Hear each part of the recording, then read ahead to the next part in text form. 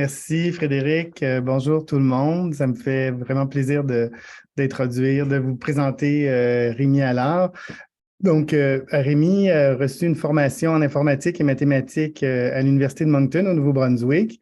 Ensuite, il a terminé une maîtrise en sciences de la vision, suivi d'un doctorat en psychologie expérimentale sur la perception visuelle sous la direction de Jocelyn Faubert à l'École d'optométrie de l'Université de Montréal, qu'on connaît bien, qui est aussi chercheur au CRIR. Et ensuite fait un postdoctorat sous la direction de Patrick Cavana à l'Université Paris-Descartes en France sur l'attention visuelle. Et il est revenu ensuite pour un second postdoctorat sous la direction de Jocelyn Faubert sur l'impact du vieillissement sur la perception visuelle. De 2014 à 2019, il a travaillé comme chercheur à l'Institut de la vision à Paris, où il a notamment développé des tests psychophysiques pour étudier l'effet du vieillissement et de la dégénérescence maculaire liée à l'âge sur la sensibilité au contraste. J'aurais besoin de ces tests-là peut-être. Depuis 2019, il est professeur adjoint à l'École d'optométrie de l'Université de Montréal, où il travaille sur l'effet des traumatismes crânio-cérébraux légers, TCCL, le vieillissement et la dégénérescence maculaire liée à l'âge sur la perception visuelle. Il s'est joint au CRIR en 2021 et il est aujourd'hui ici pour nous présenter sa programmation de recherche qui visera d'abord la clientèle TCCL. Il va aussi discuter des retombées possibles liées à d'autres troubles neurologiques, par exemple maladie de Parkinson, et tout ça pourra faire l'objet de projets de recherche avec d'autres chercheurs et partenaires du CRIR. Alors, merci beaucoup, Rémi, d'être parmi nous aujourd'hui, puis j'ai hâte d'écouter ta présentation. Merci beaucoup, Philippe. Merci pour l'invitation. Je suis super content de présenter mes travaux. Je ne suis pas un expert en réadaptation en tant que tel, mais je suis intéressé par la réadaptation. À l'école d'optométrie, on s'intéresse à la neurooptométrie. Donc, on veut des tests visuels pour évaluer des facteurs plus neurologiques. Donc, on s'intéresse à développer ça. Je m'intéresse à ça. Je ne suis pas optométriste non plus, mais je fais de la psychophysique. Donc, j'évalue le système visuel. Je développe des tests pour évaluer certaines particularités du système visuel, donc certaines fonctions précises. Puis, je pense que ça peut avoir une utilité pour certaines maladies, certains troubles neurologiques qui affectent la vision. Donc, c'est une super opportunité pour moi de présenter au CRIR, puis pour me faire connaître, puis développer des alliances possibles. Je vais partager mon écran.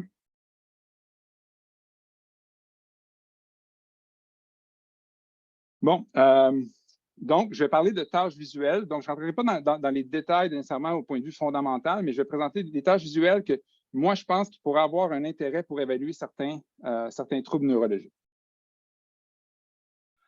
Donc, les mesures fonctionnelles que je vais évaluer, il y a deux mesures fonctionnelles qui sont liées à l'attention visuelle. Donc, on sait qu'il y a des troubles neurologiques qui peuvent affecter l'attention visuelle, dont les traumatismes crânio-cérébraux légers. Donc, genre deux tâches que je vais présenter qui ont pour but d'évaluer les capacités attentionnelles des sujets.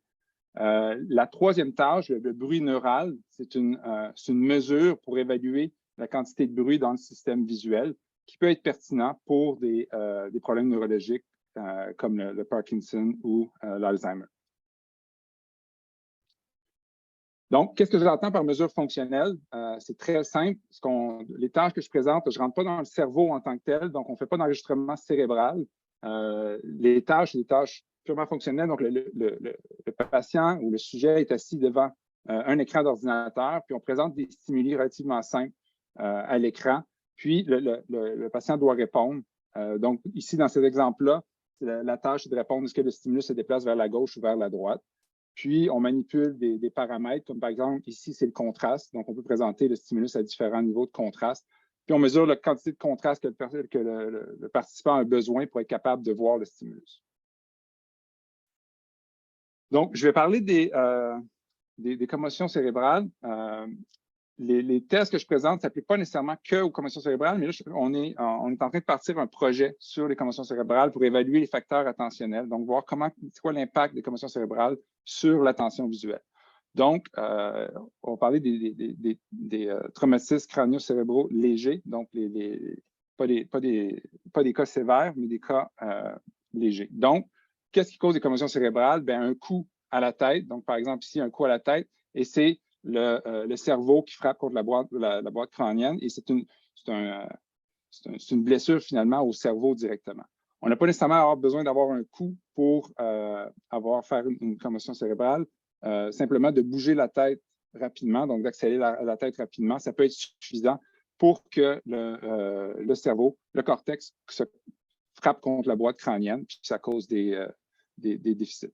Et il peut avoir quelque chose, juste des ondes, là, donc un onde important, ça peut être suffisant aussi pour causer des troubles. Donc, typiquement, ça crée certains symptômes. Quand on a quelque chose de léger, souvent, ça se passe donc en 2 semaines, une semaine ou deux, les symptômes disparaissent. Il y a certains cas, par contre, qui ont des symptômes qui durent beaucoup plus longtemps. Donc, ici, c'est un exemple de symptômes pour les post-concussion syndrome, là, fait que le syndrome post-commotionnel. Donc, on voit que ça peut affecter plusieurs choses. Donc, les personnes puis là, on parle d'une durée que ça peut aller de quelques mois à quelques années que le sujet vit ces symptômes-là. Donc, ça peut créer des maux de tête, comme on voit ici, affecter le sommeil, l'appétit, la fatigue, troubles de concentration, la mémoire, donc plusieurs paramètres. Je vais m'intéresser particulièrement aux troubles de concentration, donc les facteurs de l'attention visuelle. Ça, c'est quelque chose qui est assez commun. Les gens qui ont fait un TCCL ont typiquement de la difficulté à se concentrer. Donc, les facteurs de l'attention est un des symptômes qui est très, très fréquent. Comment on peut évaluer les facteurs attentionnels? Dans la littérature, il y a, même en clinique, on a le Useful Field of View, donc le champ visuel utile. Il existe comme 3 versions de ce test-là, donc il évalue différents paramètres. Donc, on peut tout simplement présenter une cible puis demander d'identifier la cible le plus rapidement possible. Donc, c'est une tâche vraiment de vitesse de réponse. Donc, on mesure le temps de réaction que le sujet a besoin pour faire la tâche. Diviser l'attention. Donc, on peut avoir une attention centrale avec une attention aussi, une tâche centrale avec une tâche périphérique. Donc, par exemple, identifier ce qui est présenté, si c'est une voiture ou un camion, puis être capable de localiser l'objet qui est présenté en périphérie. Donc, on donne une tâche double. Donc, il demande de séparer notre attention sur 2 tâches. Et dans le 3e cas, c'est la même tâche que le cas B, mais on a des distracteurs ici, que c'est des triangles qui sont présentés, juste pour rendre la tâche plus difficile. Donc, c'est une tâche qui est connue pour évaluer les facteurs attentionnels. Il a été démontré que les performances à cette tâche-là corrèlent bien, par exemple, avec la conduite automobile. Donc, ceux qui ont un traumatisme crânien sévère, donc pas les TCCL que je parlais, donc pas les troubles légers, mais sévères, ces personnes-là, quand on les évalue à cette tâche-là, ça nous donne une bonne indication de leur performance au niveau de la conduite automobile. Donc, ça corrèle bien. Donc, ça peut être un indicateur de dire si la personne est prête à conduire ou non. Pour les TCCL, donc les cas légers, dans la littérature, on ne voit pas d'effet important au niveau de ces facteurs-là attentionnels. Donc, ça ne veut pas dire que l'attention n'est pas affectée chez ces patients-là, mais que cette tâche-là en tant que telle n'est pas assez sensible pour être capable de détecter, pour souvent capable de détecter ce genre de problème. Maintenant, un trouble, donc MTBI, MTBI, c'est pour TCCL, là, donc c'est les traumatismes crânio-cérébraux légers.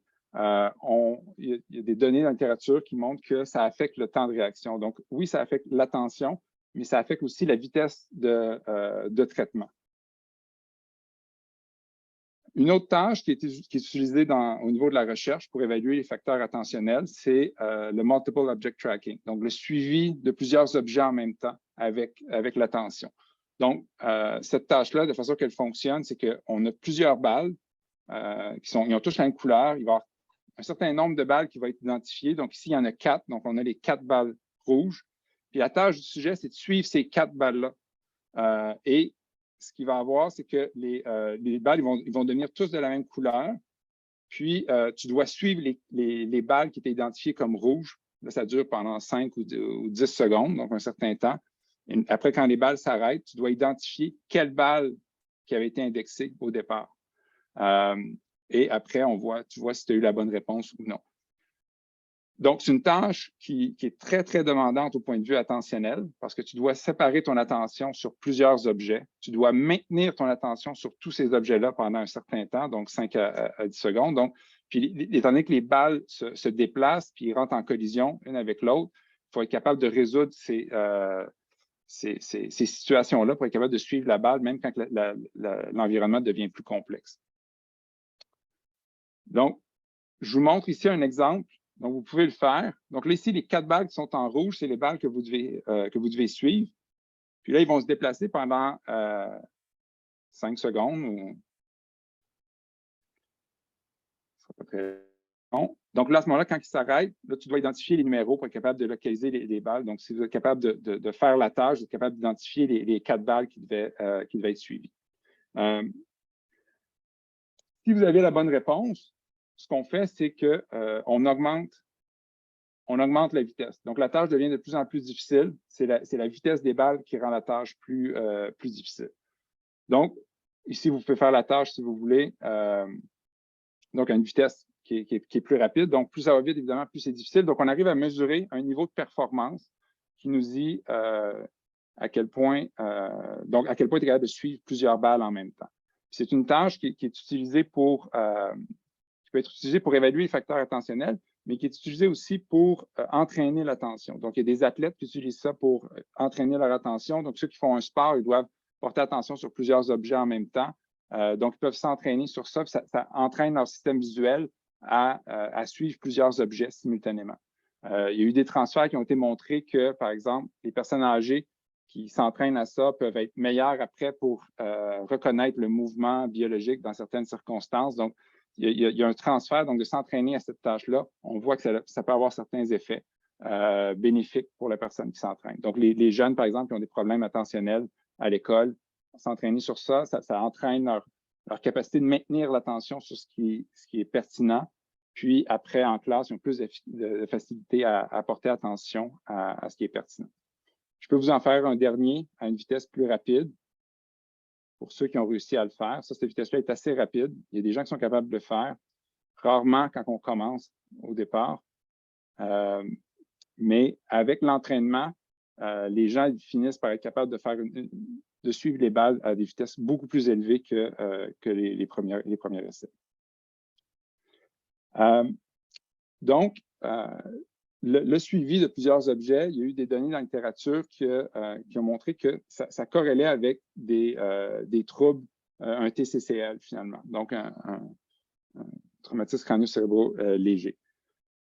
Donc, ça suggère que ça peut être une méthode qui est un outil qui est sensible à cette population-là en tant que telle. Puis il y a aussi des données qui suggèrent, c'est des données un peu préliminaires, mais qui suggèrent que de s'entraîner à ça, ça pourrait même faciliter la réhabilitation dans certaines circonstances de certains patients qui ont un TCCL. Bon, donc cette tâche-là, elle existe déjà. Ce que je veux proposer ici, c'est une modification finalement. Donc, on est en train de mettre en place un projet pour évaluer, pour essayer de rendre la tâche encore plus sensible. Ce qu'on veut faire, c'est optimiser la tâche pour qu'elle devienne encore plus sensible aux facteurs attentionnels, pour qu'elle soit plus sensible aux commotions. Donc, ce que je vais introduire ici, c'est comment on perçoit le mouvement. Puis je vais faire une distinction importante, c'est qu'on a deux mécanismes pour percevoir le mouvement. Puis il y a un mécanisme qui est basé vraiment sur l'attention, tandis que l'autre, il est pré-attentionnel, donc il n'y a pas besoin d'attention. Puis la modification qu'on veut apporter, c'est de neutraliser le stimulus, le mécanisme qui est pré-attentionnel, qui n'a pas besoin d'attention, pour forcer vraiment le participant à se concentrer, à utiliser que son attention pour suivre les objets. Donc, quand on a un objet qui se déplace, ici on a une voiture qui se déplace de gauche à droite, on est capable d'identifier la direction de l'objet. Comment on fait ça? C'est une tâche qui est simple, qui nous paraît triviale. En fait, on a deux mécanismes qui nous permettent d'effectuer cette tâche-là. Le premier mécanisme, on a des détecteurs de mouvement Donc, on a des cellules dans le cortex visuel qui sont sensibles à du mouvement à un endroit sur la rétine. Donc, ici, je représente le champ récepteur ici avec le cercle bleu. Donc, je simplifie là, de façon importante. Quand un objet se déplace dans le champ récepteur de cette cellule-là répond. Donc, la tâche de cette cellule-là, c'est de dire s'il y a un stimulus qui a bougé dans son champ récepteur. Donc, ces cellules-là, c'est connu depuis longtemps. Là, on voit les références qui datent de 60 ans. Là. Mais donc, on a des cellules ici. Ça, c'est de l'enregistrement cellulaire. Donc, on voit que la cellule ici, elle est très sensible au mouvement quand le mouvement est dans une certaine orientation. Donc, quand il se déplace vers le haut, en haut, à droite, la cellule elle répond beaucoup. Et on voit que les autres orientations, la cellule répond beaucoup moins. Donc, ça, c'est la réponse de la cellule en tant que telle. Si on va dans la direction opposée, la cellule ne répond pas, puis les autres directions non plus. Donc, on a des cellules qui sont spécialisées pour détecter du mouvement dans une direction en particulier. Une preuve comme quoi on a ces cellules-là, c'est le Force Stroke Apparent Motion. Ici, on voit une moto qui avance tout le temps. On la voit toujours avancer, mais toujours exactement à la même place. Donc, on voit du mouvement, pas parce que l'objet se déplace, mais parce que le stimulus a été créé d'une certaine façon qui stimule continuellement les cellules dans une même direction. Donc, les cellules qui détectent le mouvement comme ça voient du mouvement continuellement dans le sens que la moto avance. Une autre démonstration qu'on a ce type de cellule-là, vous pouvez fixer le centre. Je ne sais pas si ça va bien fonctionner avec le zoom, là, mais vous fixez le centre, puis là, la roue elle va tourner. Puis là, votre tâche, c'est de dire si ça va tourner dans le sens horaire ou anti-horaire. Donc, normalement, quand on fixe le centre ici, on voit du mouvement dans le sens anti-horaire. Je ne sais pas si ça fonctionne sur Zoom, mais c'est ce que vous êtes censé voir. Donc, vous êtes censé voir la roue qui tourne dans le sens anti-horaire. Mais si vous fixez en périphérie, vous regardez, par exemple, vous suivez une étoile en tant que telle, le stimulus, en réalité, se déplace dans le sens horaire. Donc, c'est pour montrer qu'on a deux mécanismes de mouvement et de la façon que le stimulus est créé, donc en alternant noir-blanc, on sait que les détecteurs de mouvement perçoivent du mouvement dans la direction opposée. Donc, on a ces cellules-là, donc on a une matrice de cellules, donc on a plusieurs cellules pour faire toutes les positions dans le champ visuel et toutes les directions de mouvement. Donc, on a vraiment une matrice importante de cellules qui est dédiée uniquement à détecter le mouvement. Donc, chaque cellule a comme tâche de dire, cette cellule-là, elle a comme tâche de dire, au niveau de la rétine, donc ça, c'est la rétine en tant que telle, au niveau de la rétine, est-ce que j'ai du mouvement à cet endroit-là dans la direction qui m'intéresse? Si j'ai du mouvement dans une autre direction, à une autre position, ces cellules-là, elles ne répondent pas. Et c'est purement mécanique. Donc, on n'a pas besoin, l'enregistrement cellulaire qu'on voyait, c'était fait sur le chat et le chat était sous anesthésie générale. Donc, tu n'as pas besoin de porter attention pour que ce mécanisme-là fonctionne. C'est pour ça qu'on dit que c'est un mécanisme préattentionnel. Vous pouvez être endormi si je stimule votre rétine à cet endroit-là dans la direction que la cellule est intéressée, la cellule va répondre. Donc, on a un autre mécanisme de mouvement. Puis là, l'autre mécanisme, c'est lui qui dépend plus de l'attention. Donc là, je fais un petit détour un peu pour parler des différents mécanismes de mouvement, mais après ça, on va utiliser ces notions-là pour modifier la tâche puis la rendre encore plus spécifique à l'attention visuelle. Donc, ici, je vais présenter deux points. En fait, le point apparaît ici en haut à gauche puis en bas à droite. Puis au frame suivant, le point va être en bas à gauche et en haut à droite. Et ce que vous pouvez voir, je vais le présenter comme ça. Donc, ce que vous pouvez voir, vous voyez probablement du mouvement vertical ou du mouvement horizontal.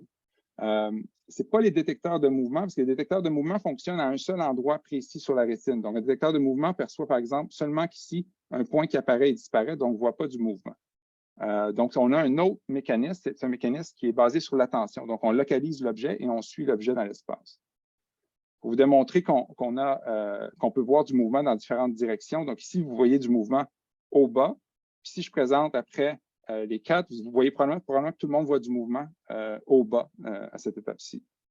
Mais si je présente seulement les deux points du bas, là, on va voir du mouvement de gauche à droite. Puis, si je présente le même stimulus, là, pour le même stimulus, vous voyez probablement du mouvement de gauche à droite plutôt qu'au bas. Donc, le fait qu'on est capable de voir du mouvement dans une direction horizontale ou dans une autre verticale démontre qu'on voit vraiment du mouvement ici, puis qu'on a un mécanisme qui est vraiment sensible au mouvement et c'est un mécanisme différent des détecteurs de mouvement. Donc, ici, comment ces mécanismes-là fonctionnent? C'est très simple, en fait. C'est très intuitif. C'est comme, il y a un objet qui se déplace, on est capable de le localiser dans l'espace. Étant donné que la position de cet objet-là change, bien, on suit la position de cet objet-là avec l'attention visuelle. Donc, c'est un mécanisme qui est basé sur l'attention. Le désavantage de ce mécanisme-là, c'est qu'il y a besoin de l'attention. On n'est pas capable de traiter, c'est très difficile de traiter plusieurs objets en même temps. On peut le faire pour quelques objets, 3 ou 4 objets, mais on est très difficile de suivre. On ne peut pas faire tout le champ visuel. C'est un mécanisme qui est plus lent, qui est moins efficace que l'autre mécanisme, où c'est des détecteurs de mouvement qui fonctionnent au niveau préattentionnel et qu'ils peuvent traiter, chaque détecteur est indépendant de l'autre. Donc, ici, je représente le même exemple. C'est juste pour dire que quand on fixe l'étoile en tant que telle et qu'on voit que l'étoile tourne dans le sens horaire, on utilise le mécanisme attentionnel. On n'utilise pas nos détecteurs de mouvement, on suit avec l'attention l'objet qui est ici une étoile, on suit sa position. Si je présente un exemple pour montrer qu'on a les deux mécanismes, c'est un dernier exemple, je pense. Ici, j'ai un objet qui se déplace au bas, mais l'objet il est fait pour stimuler les détecteurs de mouvement de façon diagonale. Si vous regardez avec votre vision périphérique, donc si vous regardez sur le coin de l'écran, vous voyez probablement du mouvement qui va à 45 degrés. Est-ce que vous êtes supposé de voir ça? Je ne sais pas ce que ça donne sur Zoom exactement, mais vous devriez voir du mouvement qui va à 45 degrés. Fait que ça, c'est avec la vision périphérique, on utilise beaucoup plus nos détecteurs de mouvement. Le mécanisme attentionnel, c'est plus, il faut qu'on fixe le stimulus en tant que tel. Il fonctionne mieux quand on regarde avec la vision centrale. Bon, comment qu'on peut, là, dans le fond, notre but, un peu, c'est de neutraliser le mécanisme automatique. Donc, lui qui est très efficace, donc on a plusieurs neurones qui sont là, qui détectent le mouvement. On veut le neutraliser pour forcer le sujet à utiliser le mécanisme basé sur l'attention. Donc, on veut rendre la tâche encore plus spécifique au niveau de l'attention visuelle. Donc, ici, je présente un cas simple de mouvement. Donc, si on fixe au centre, on est capable de voir que la roue tourne dans le sens horaire.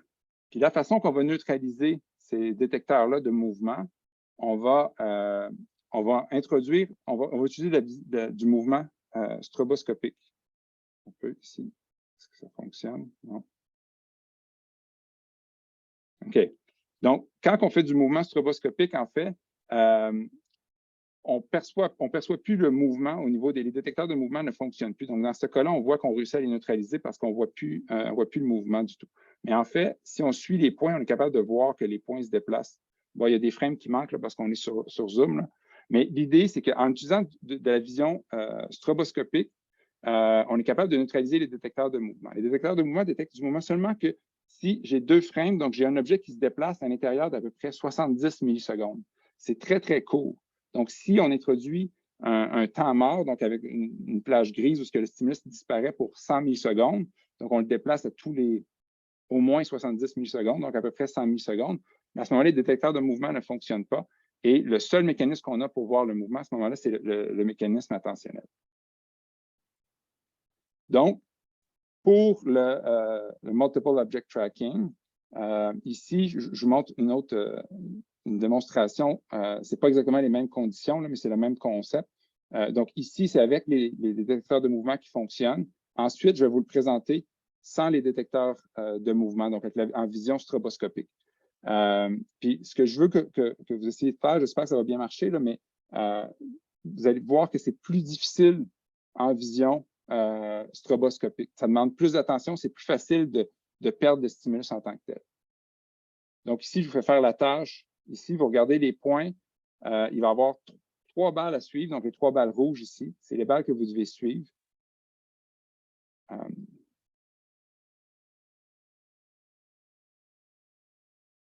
vous laisse faire la tâche.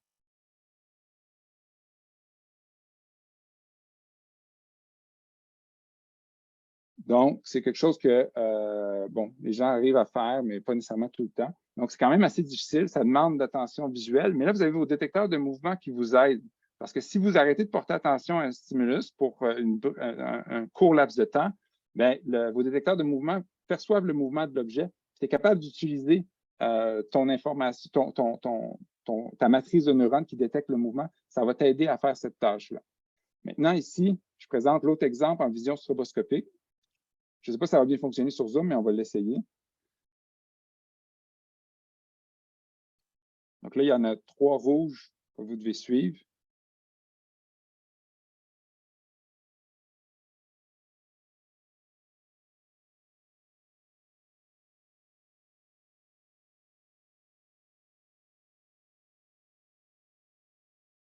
Donc, je ne vous demanderai pas qui l'a eu bon ou je ne ferai pas un sondage en tant que tel, mais normalement, la tâche est plus difficile quand on est en vision stroboscopique comme ça. Moindrement qu'on arrête de porter attention, on perd le stimulus beaucoup plus facilement. On n'est pas capable d'utiliser nos détecteurs pour être capable de se rattraper en tant que tel. Donc, en utilisant ce type de stimuli-là, ce qu'on voit dans le laboratoire aussi, on voit que les performances sont moins bonnes quand on utilise la vision stroboscopique. Et l'idée, c'est que la tâche serait encore plus spécifique à l'attention visuelle. On pense que ça pourrait devenir une tâche qui serait encore plus sensible à des facteurs, à des troubles neurologiques qui affectent l'attention visuelle. Donc, ça, c'est la première mesure qu'on prévoit faire, qu'on prévoit évaluer chez les TCCL. Une autre mesure, donc là, c'est encore une mesure attentionnelle, c'est une mesure qui est légèrement différente. Je veux mesurer la capacité, la vitesse à laquelle les sujets sont capables de déplacer leur attention. Donc, ici, je donne un point de fixation. La personne fixe à cet endroit-là et porte attention au point de fixation. Donc, le cercle jaune représente l'attention du sujet. Puis, ensuite, je présente une flèche et ça indique à quel endroit que le sujet doit porter attention, parce qu'il va y avoir une tâche à effectuer. Donc, là, ici, je pointe vers en haut à droite. Donc, le sujet doit déplacer volontairement son attention visuelle à cet endroit-là parce qu'il va avoir une tâche à effectuer à cet endroit-là. Et précision ici, il ne déplace pas les yeux en tant que tel. Tout se fait très rapidement. Donc, il continue à fixer le centre et c'est vraiment juste l'attention qui se déplace qui va en périphérie. Donc, il continue à fixer le centre et il porte attention à la vision périphérique. Puis, le tout se déroule tellement vite que même si le sujet voulait bouger les yeux en tant que tel, ça va trop vite. Par le temps qu'il bouge les yeux et qu'il arrive ici, le stimulus serait déjà présenté puis il serait rendu trop tard. Donc, comment on peut mesurer le temps que ça prend pour détecter, pour déplacer notre attention? Bien, on commence avec la tâche comme ça. Ici, on va faire une tâche où on va présenter 8 lettres autour du point de fixation. Puis, le sujet doit rapporter une de ces lettres-là. Puis, on va lui donner un indice pour dire où porter attention, quelle lettre rapporter. Donc, tout est ralenti de façon importante ici. Mais là, il va porter attention au centre. On lui présente une flèche. Il déplace son attention. Et après, on présente une lettre. On présente les lettres. Et donc, si l'attention est rendue à cet endroit-là, la personne devrait être capable de faire la tâche.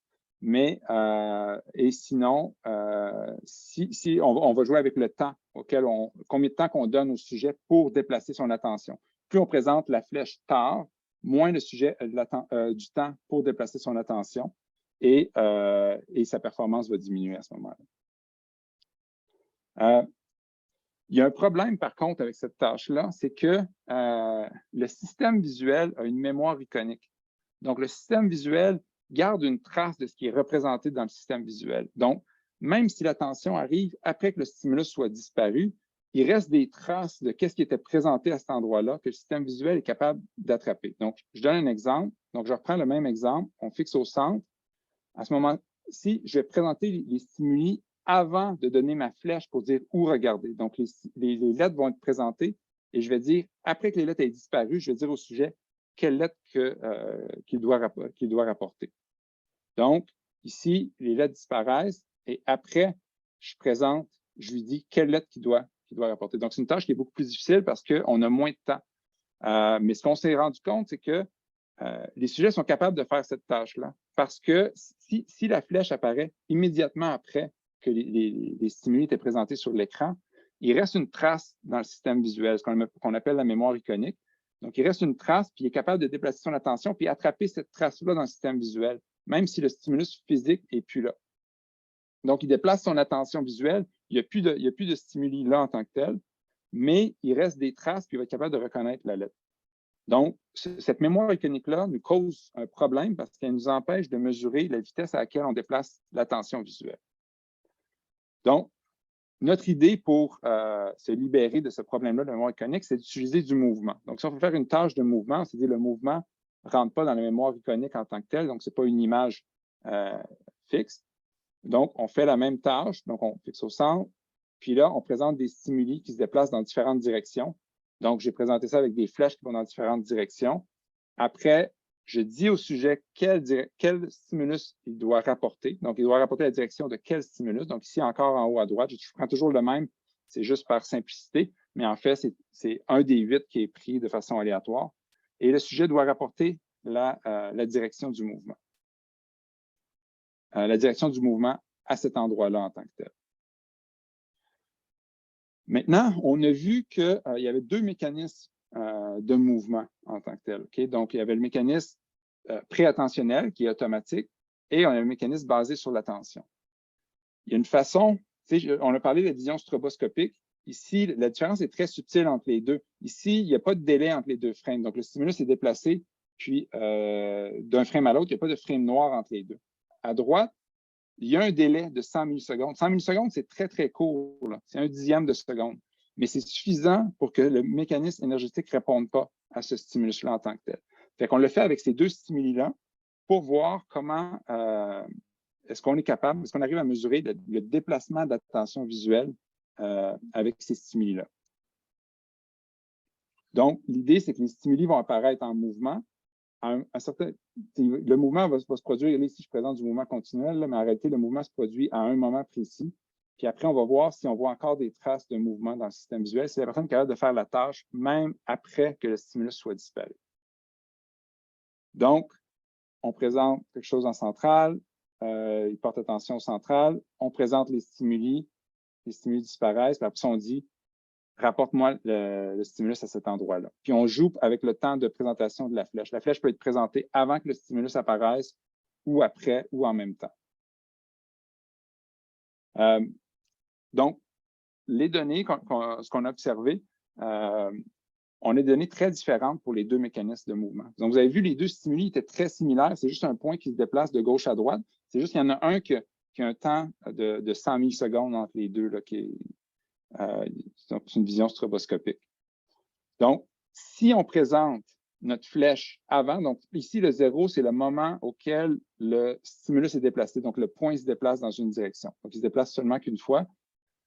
Si on présente 200 millisecondes, 200 millisecondes, c'est très bref, c'est 1/5 de seconde. Donc, si on présente 200 millisecondes avant, on présente la flèche, c'est suffisant pour que le sujet ait le temps de déplacer son attention et percevoir le stimulus, percevoir le mouvement en tant que tel. Donc, 200 millisecondes, on a le temps de déplacer notre attention, mais on n'a pas le temps de déplacer nos yeux en tant que tel. Par le temps que les yeux ont besoin de 200-300 millisecondes pour se déplacer. Si on présente, pas dans le bon sens, si on présente la flèche longtemps après que le stimulus soit apparu, puis quand je dis longtemps, c'est à peu près 300-400 millisecondes, donc 1/3 de seconde à peu près. À ce moment-là, la tâche est très difficile. Peu importe les 2 stimuli, par le temps que l'attention arrive, ça fait trop longtemps que le stimulus a disparu et le sujet n'est pas capable de faire la tâche.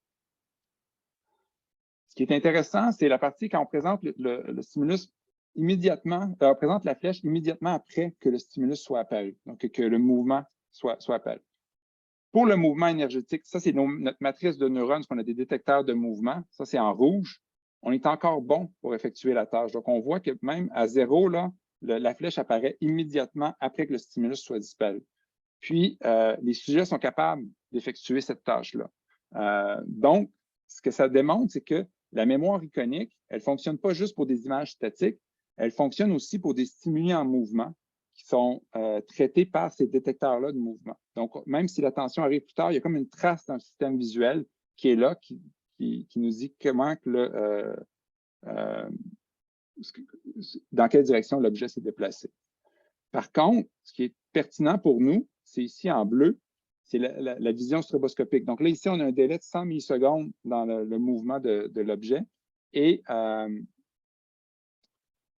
ici, si on présente la flèche immédiatement après que le stimulus se soit déplacé, mais la performance, elle est mauvaise, en fait. Donc, les sujets, ils ont de la difficulté.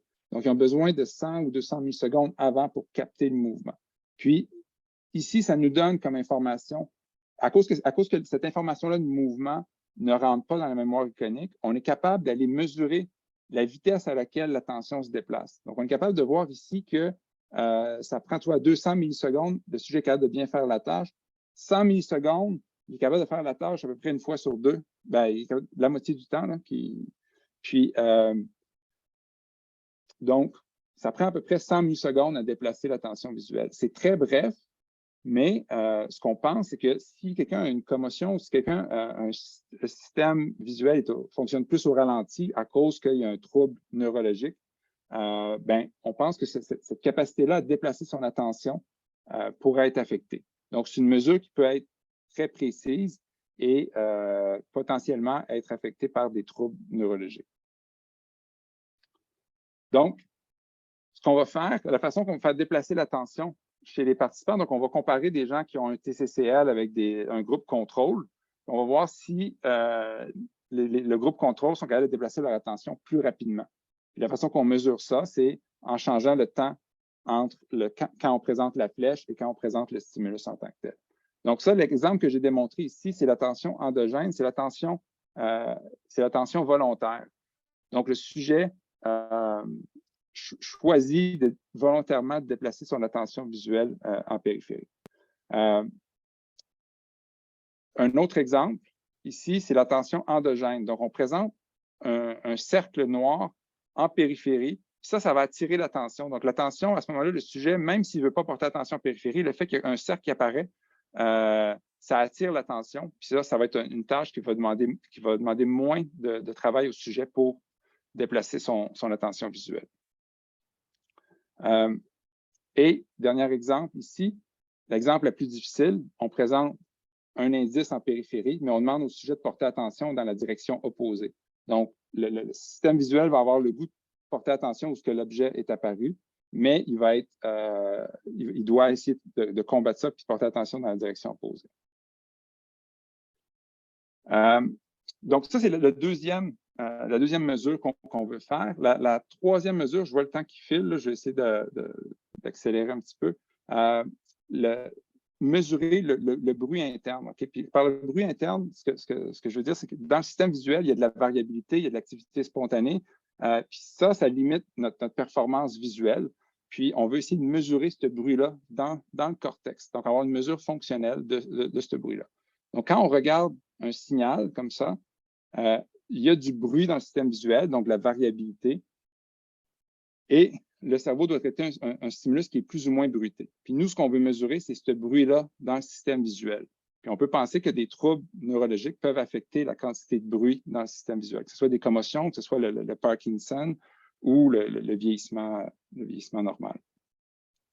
Donc, il y a plusieurs facteurs qui limitent la sensibilité au contraste. On veut voir on veut essayer de mesurer le bruit interne. Comment on mesure ce bruit-là? On va mesurer une tâche de sensibilité au contraste. Donc, on mesure le contraste le plus faible que la personne a besoin pour être capable de détecter le signal. Donc, ici, le seuil peut être environ à cet endroit-là. Et on va ajouter du bruit sur l'écran. Donc, c'est vraiment sur l'écran visuel, on ajoute du bruit aléatoire. Typiquement, on observe ce genre de seuil-là, donc comment le seuil en fonction du contraste du bruit. Et ici, on a notre performance qui dépend du bruit interne. Donc, dans cette région-là, on a le bruit le plus important provient du système visuel, parce que le bruit qu'on ajoute à l'écran n'affecte pas la performance. Donc, ici, on voit que même si on varie le contraste du bruit, ça n'a aucun impact sur la performance, sur le seuil de contraste.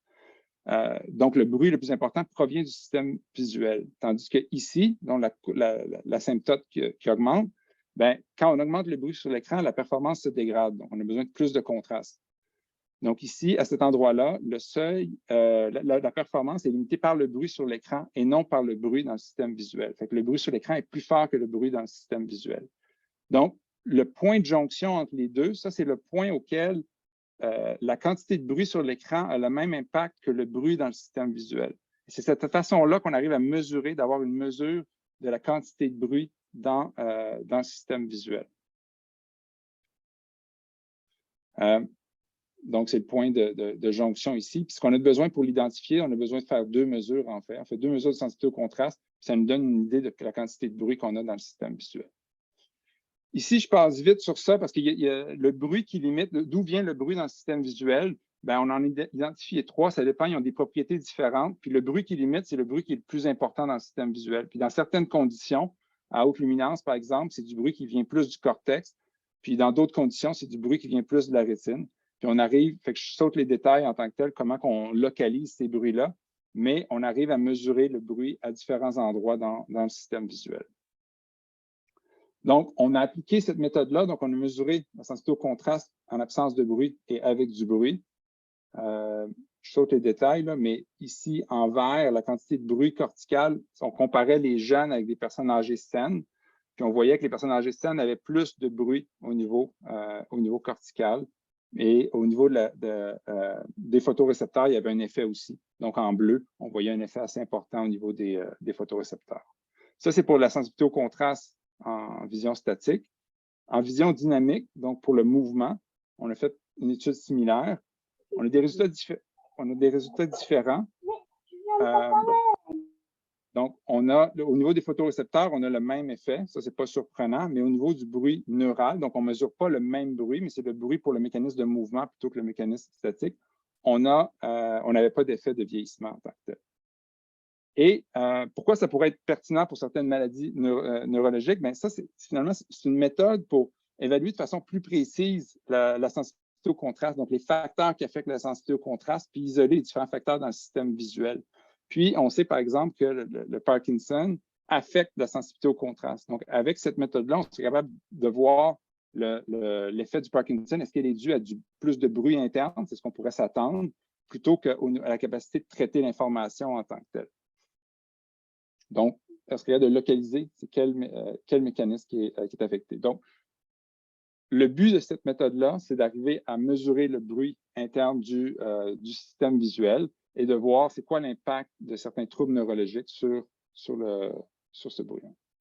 Donc, en résumé, ce que j'ai présenté ici, c'est des mesures fonctionnelles qui sont différentes de ce qui se fait dans la littérature. Donc, c'est des mesures qui n'ont pas été évaluées, ces différents troubles neurologiques.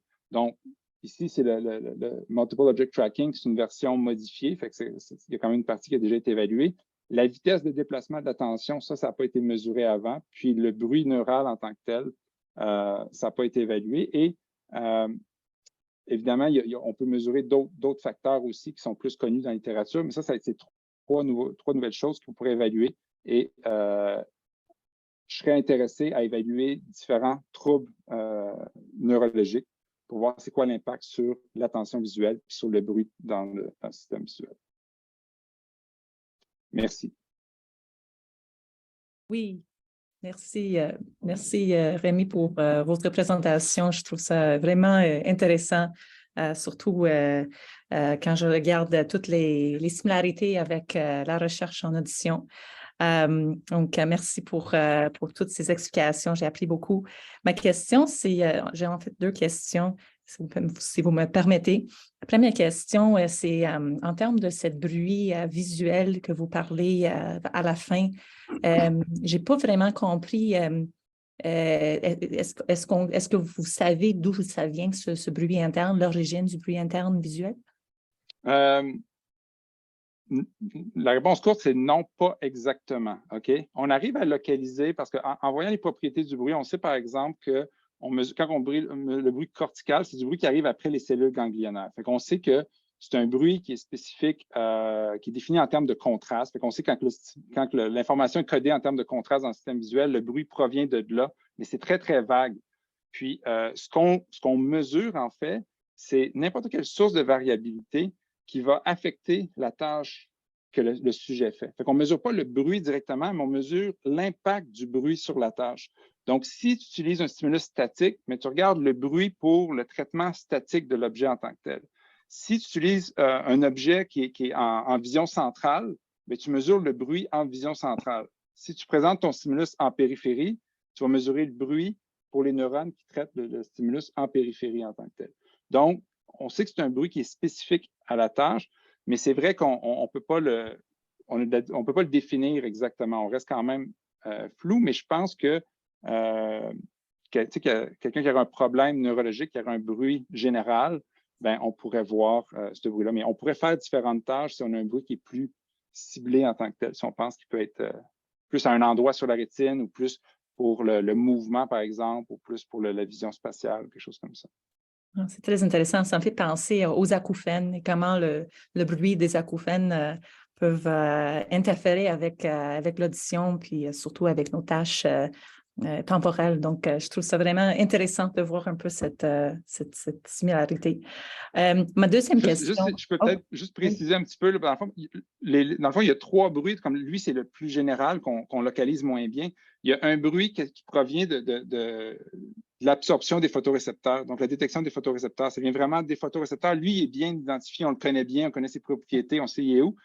Puis le troisième, il vient de la rétine, mais il vient avant les cellules ganglionnaires. C'est un peu flou, mais il vient au niveau de la rétine, dans le traitement neural au niveau de la rétine. C'est ce qu'on connaît à peu près en gros des 3 bruits. Ah, oui, OK, c'est vraiment intéressant. Je vais m'arrêter parce que je ne veux pas prendre trop de temps, mais il y a des choses à réfléchir de mon côté. Ma deuxième question, c'est très courte comme question, c'est est-ce que vous avez exploré les EEG avec les tâches visuelles, temporelles? Il y a pas moi, OK, mais ici à l'école d'optométrie, Jocelyn Faubert a fait des EEG avec le Multiple Object Tracking. Donc, de voir qu'est-ce qui se passe dans le cerveau en tant que tel, comment on fait la tâche en tant que tel, à quel point ça implique la mémoire de travail, à quel point ça implique la perception du mouvement.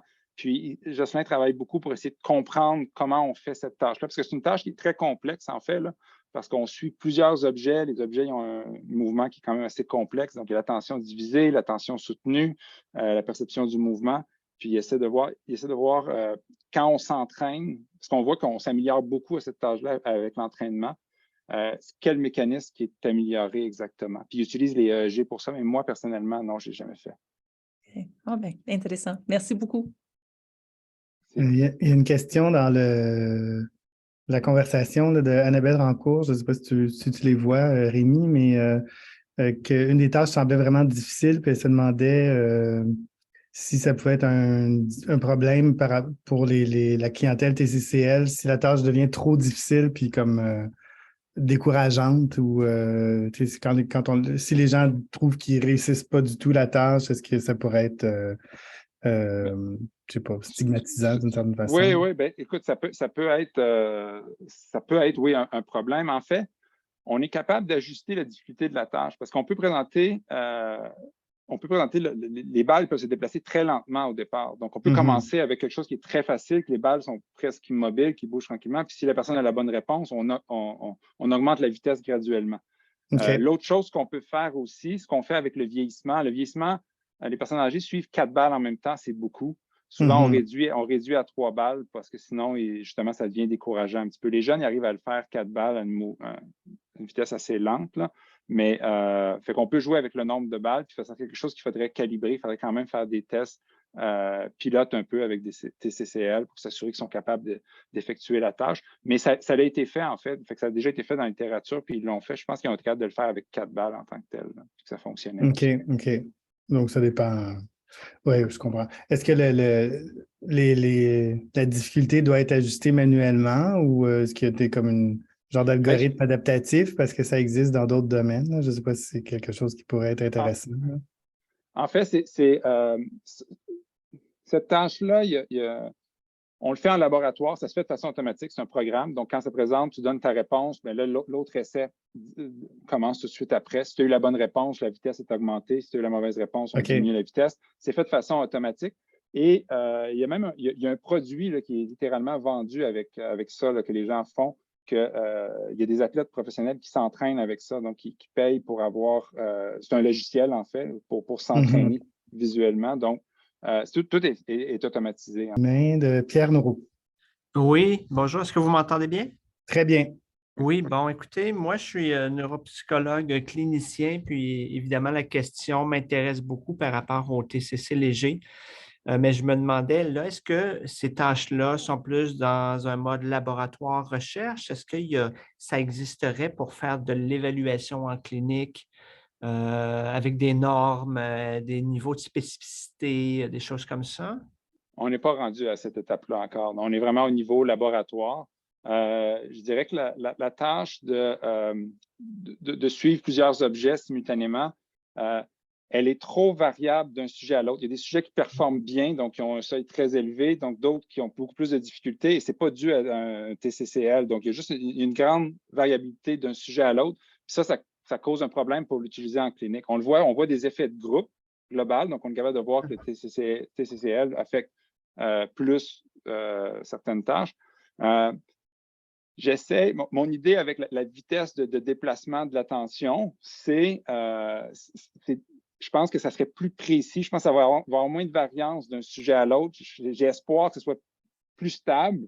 Après, est-ce qu'on va perdre l'effet avec les TCCL? Je ne le sais pas encore. C'est à évaluer. Mais on n'est vraiment pas rendu à l'étape d'avoir quelque chose qui peut s'appliquer au niveau de la clinique pour aider un diagnostic ou quelque chose comme ça. Sans dire un diagnostic, mais dans le TCC léger, souvent, puis ça, je me demandais aussi, là, vous en parliez, est-ce que vous parliez de peut-être potentielles difficultés à long terme ou dans la phase aiguë, post-commotionnelle aiguë, parce que c'est deux phases qui sont quand même assez différentes. Oui. En réalité, je m'intéresse aux deux. Là. On va commencer avec celle à long terme. Là. C'est plus facile de trouver les participants. On va commencer par évaluer ça. Mais on découvre un peu, là, a priori, j'ai cette tâche-là. Je ne suis pas expert en réadaptation ou je ne suis pas neuropsychologue non plus. Donc, a priori, moi, les deux m'intéressent. Après ça, c'est de voir, ça va être les données qui vont nous amener pour dire est-ce qu'on voit des effets plus dans une population que dans l'autre? Puis, est-ce que ça peut être utile par la suite? Ça va être, on va l'apprendre en regardant les données, en fait. OK. Évidemment, ce qui viendrait ensuite, c'est la spécificité de ça, parce qu'évidemment, s'il y a d'autres conditions, le simple vieillissement ou le fait d'être diabétique ou d'avoir des trucs qui peuvent diminuer un peu l'efficacité, en fait, ça serait de pouvoir déterminer un pattern de déficit au niveau de différents facteurs visuels qui permettrait de dire, bien, on a une assez bonne certitude que c'est lié à cette condition précise-là. Oui, tout à fait. Écoute, c'est ce qu'on espère. L'idéal, ça serait d'avoir une tâche qui est affectée par un trouble neurologique spécifique puis qui n'est pas affectée par plein d'autres facteurs. C'est ce qu'on aimerait. Est-ce qu'on va trouver ça? Probablement pas clair comme ça. Mais l'idée de déplacement de la vitesse de l'attention, j'ai l'impression que ça peut être. J'ai espoir que ce soit précis et que ce soit vraiment spécifique à des capacités attentionnelles parce que je sais que le 100 millisecondes qu'on observe, c'est pas mal le même. La variabilité interindividuelle est faible. Après, ça peut faire en sorte qu'il n'y a pas d'effet avec les TCCL non plus, ou ça peut donner, s'il y a un effet, mais ça pourrait être un effet qui est quand même assez spécifique à des facteurs attentionnels parce qu'un ralentissement du système visuel ou du cortex de façon générale, puis un problème avec l'attention, c'est quand même très, très commun au niveau des TCCL. Fait que j'ai comme un espoir que peut-être on voit un effet à ce niveau-là, mais tout à fait. Il faut attendre au niveau des données. Là. Parfait. Merci beaucoup. C'est une présentation très intéressante. Est-ce qu'il y a des applications déjà existantes, style site web ou des appareils pour faire ce type d'entraînement? Je vais te laisser répondre, mais j'imagine, comme tu as dit que c'était plutôt labo, peut-être que... Pour le Multiple Object Tracking, donc les balles qui se déplacent, là, ça, oui, ça, il existe un produit qu'il y a une compagnie qui commercialise ce produit-là en tant que tel qui peut être utilisé par des athlètes ou par différentes personnes qui veulent entraîner leur système visuel. Mais les autres tâches, non. D'accord. Merci. Ça s'appelle NeuroTracker pour ceux qui cherchent. Là. OK. Oui, Mathieu Lafontaine, physiothérapeute dans une équipe de réadaptation. On travaille avec les traumatisés crâniens légers, justement. Puis, je me demandais si, à votre connaissance, est-ce qu'il y en avait qui utilisaient le NeuroTracker, par exemple, pour de la réadaptation post-TCCL? Est-ce que ce serait contre-indiqué ou il y aurait des précautions à prendre? Ou est-ce qu'il y a des études qui parlent de ça? Là? Il y a des études, il y a une étude en tout cas qui suggère, je dirais que c'est plus des données pilotes, là, mais qui suggère qu'il y aurait que ça pourrait aider finalement de s'entraîner à ça à un certain moment au niveau de traumatisé crânien qui pourrait faciliter la réadaptation. Mais c'est plus une étude qui, ça doit être réévalué encore. C'est pas, c'était quelques sujets, mais c'était prometteur un peu. Ça suggérait qu'il pouvait avoir un effet facilitateur. Est-ce que c'était quelque chose, c'était pas comme genre subventionné par la compagnie qui fait l'application? C'était quelque chose de solide? Non, c'était clean. Oui, c'était solide. Oui. Non, c'était indépendant. Non, c'est une vraie recherche, là. Il n'y a pas. Puis, je dirais que la compagnie est intéressée surtout au niveau de l'entraînement, au niveau des athlètes. C'est ça son chose. Elle vend un produit pour entraîner les gens à leur système visuel. Pour la réadaptation, la compagnie ne vise pas à faire de l'argent avec ça. Ça ne sera pas un marché qui va être très important. Fait que oui, c'est une vraie étude, mais c'était un nombre de sujets qui était très limité et ça prend plus d'études pour tester. Mais c'est une question qui est là qui est en l'air pour dire est-ce que ça peut faciliter la réhabilitation. Moi, je sais que c'est plus, c'est Jocelyn Faubert qui a fait plus, qui utilise cette tâche-là beaucoup. Moi, j'apporte une modification à la tâche pour la rendre encore plus dépendante au niveau de l'attention visuelle. Mais lui, quand j'y parle, lui, il est convaincu que ça l'aide. Il pense que dans les données que lui a eues à travers, il a fait plusieurs études. Il a fait des dizaines d'études, je ne sais pas combien exactement, mais il a fait plusieurs études sur ça. Puis, lui, il est convaincu que c'est bénéfique. C'est mieux d'avoir quelqu'un qui va s'entraîner à un certain stade de la réadaptation, de s'entraîner sur ça, ça va être plus bénéfique que de juste se reposer. Là. Ça mettrait fin à la partie présentation.